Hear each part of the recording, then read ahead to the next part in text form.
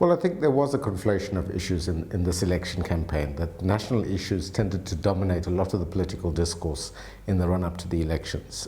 Issues around the stature of the president, around the performance of the ANC generally in government, and so on. And some people have remarked that these local government elections were in a way a referendum on President Zuma. So all of those factors have played a role, and I think have largely dominated voters' minds. And I think many voters would have taken those issues into consideration when voting, or in the case of many ANC voters, not going to vote. I think the results themselves were quite clearly demonstrated that the ANC were unable to get their core voters out to the same extent that the DA, for example, were able to do in their strongholds.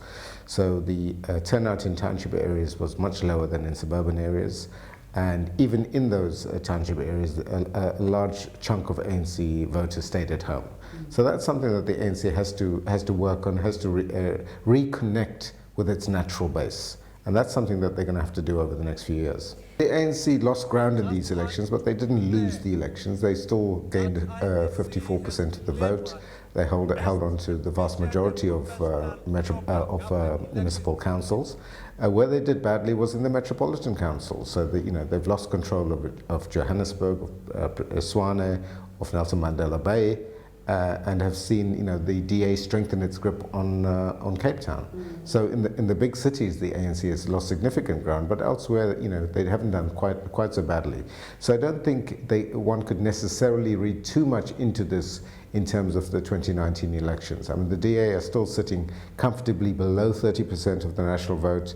The EFF is still in single-digit figures. So there's a long, long way to go for opposition parties to meaningfully challenge the ANC at a national level. That I think makes a lot of sense for the EFF. I think it would compromise their brand if they were to be a coalition partner of the DA, or in fact even of the ANC.